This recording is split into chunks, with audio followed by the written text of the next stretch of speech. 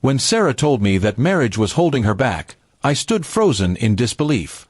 It wasn't an argument or a fight. She said it calmly, like she'd been rehearsing it for months. We had been married for 5 years, building a small but steady life together. I thought we were happy. But that day, she packed her bags, saying she needed freedom and time to find herself. I didn't try to stop her.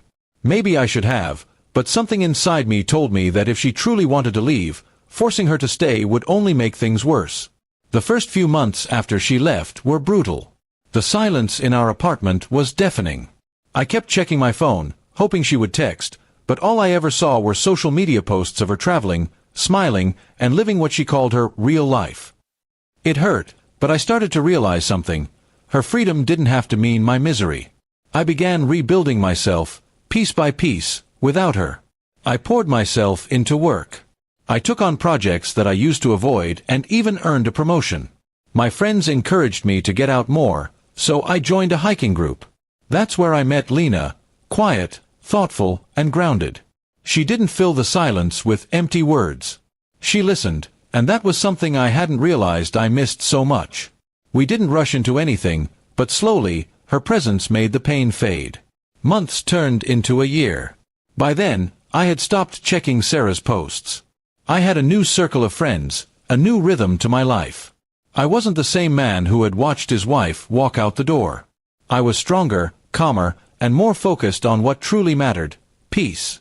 One Sunday afternoon, while I was helping Lena set up a small garden in my backyard, I received a message from a familiar number. It was Sarah. The text read, "Hey, I've been thinking about you. Can we meet?" My heart didn't race like I thought it would. I simply stared at the message for a moment, then placed my phone down and continued planting. Later that night, curiosity got the better of me. I replied politely, asking what she wanted to talk about. She said she was back in town, that her journey of self-discovery hadn't gone as planned, and that she missed me. I felt a pang of something, not love, but sadness for what could have been. Still, I agreed to meet her the next day at a nearby cafe.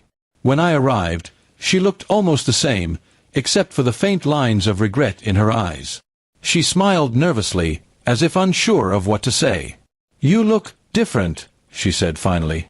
I nodded. "So do you." There was a long pause before she confessed. "I made a mistake leaving you. I thought freedom meant being alone, but it just made me realize what I lost." Her words might have once melted me, but now they only echoed hollowly. I told her I was glad she found clarity, but that my life had changed too. "There's someone in my life now," I said gently. Her face fell, the smile fading into disbelief. "You moved on," she whispered, like the idea was impossible. I nodded. "It took time, but yes. I learned to be happy again." She blinked back tears, trying to hide her trembling hands. "I thought you'd wait for me," she murmured. "I thought you'd understand I just needed time." I sighed. I did wait, for months. But I realized waiting for someone who walked away wasn't love. It was self-punishment. We talked for a while longer, mostly about the past. She told me about the people she met, the failed plans, and how nothing felt right. I listened, but I didn't feel anger or sympathy, just closure. When we stood up to leave, she asked, "Would you ever consider trying again?" I looked at her, remembering the man I was when she left, broken, uncertain, desperate for her approval. That man no longer existed. "No," I said quietly.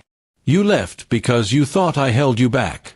Maybe I did then, but I've grown since. And now, I think going back would only hold me back." She nodded slowly, tears filling her eyes. "I understand," she whispered. As she walked away, I watched her go, realizing that this was the real goodbye, the one we never had a year ago. It wasn't bitter or dramatic, it was peaceful, like two pages turning in different directions.